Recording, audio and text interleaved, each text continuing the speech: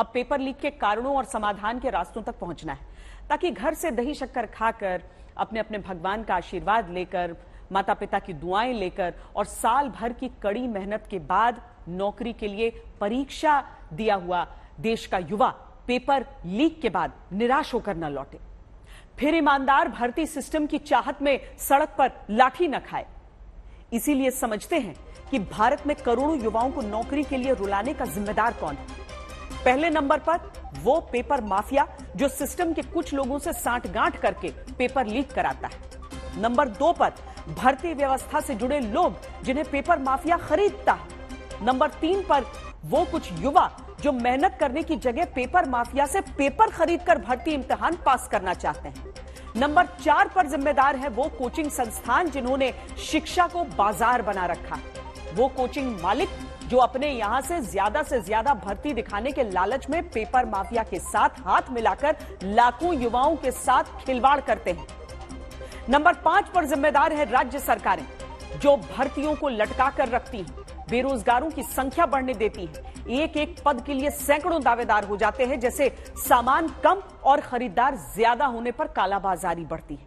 उसी तरह सरकारों की अकर्मण्यता से पद कम, बेरोजगार ज्यादा होने पर पेपर लीक का मौका बढ़ जाता है। समस्या और समस्या के जिम्मेदार कौन है ये आपको बता दिया। अब और आगे बढ़ने से पहले जो चेहरे आपके सामने आएंगे उन्हें सुनिएगा। इनमें अपने घर के बच्चों को मुश्किल को समझिएगा। ये वो युवा हैं जो पिछले 1 साल में अलग अलग राज्यों में पेपर लीक के बाद निराश हो गए।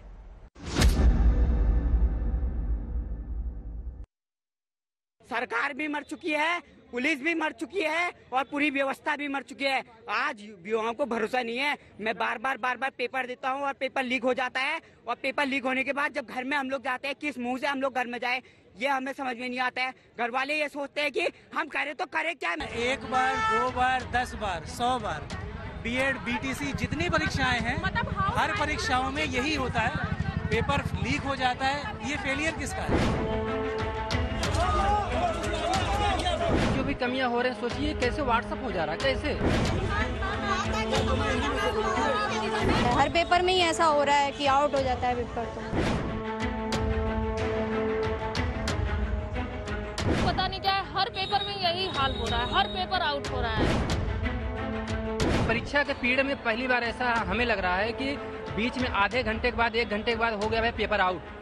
चलिए सब लोग बुकलेट जमा करिए। कितने मुश्किल से हाथाजोड़ी करके हमारे माँ बाप पैसा लेके देते हैं हमें। हम यहाँ 6000 की गाड़ी किराया लेके आते हैं और फिर हमें यहाँ सेंटर में बैठने के बाद पता चलता है कि आपका पेपर लीक हो गया।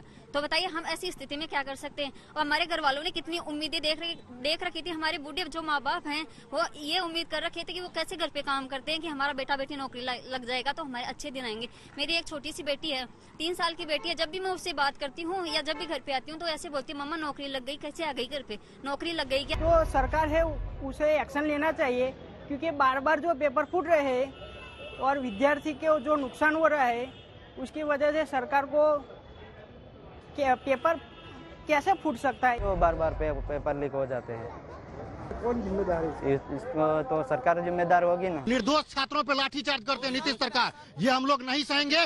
आप इनको प्रश्न पत्र जो लीक हुआ है उसका जांच कराना चाहिए और प्रश्न पत्र दिनों पालिका रद्द करना चाहिए। तो बजाय तो निर्दोष छात्रों पर लाठीचार्ज करवाते हैं। शिक्षा माफिया को पकड़ना चाहिए तो निर्दोष छात्रों पर लाठीचार्ज करवाते हैं। ये सुनकर आपको आश्चर्य होगा कि प्रशासन हमारे देश में तभी इंटरनेट बंद कराता है जब आतंक या धर्म के नाम पर तनाव से क्षेत्र का माहौल खराब होने का डर हो, या फिर जब कहीं भर्ती इम्तिहान होने वाला हो। यानी ये कहें कि पेपर लीक माफिया किसी रोजगार रूपी शांति के खिलाफ आतंक से कम नहीं तो गलत नहीं होगा।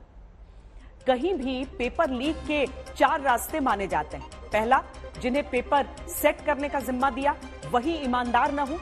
दूसरा, वो प्रिंटिंग प्रेस जहां से प्रश्न पत्र प्रिंट होकर आता है। तीसरा, प्रिंटिंग प्रेस से सेंटर तक लाने के दौरान का रास्ता। और चौथा, हर जिले में वो ट्रेजरी स्ट्रांग रूम जहां प्रश्न पत्र को रखा जाता है। यूं तो इन चारों जगहों पर निगरानी होती है। जैसे पेपर सेट करने के लिए गोपनीय रूप से 3-4 अलग अलग रूप चुने जाते हैं। प्रिंटिंग प्रेस अब भर्ती वाले राज्य की जगह दूसरे राज्य का चुना जाता है।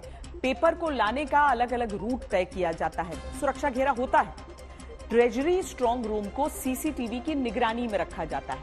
कुछ लोगों के सामने ही एक साथ पेपर रखा और निकाला जाता है, लेकिन हकीकत फिर भी यही है कि पेपर देश में लीक हो रहे हैं।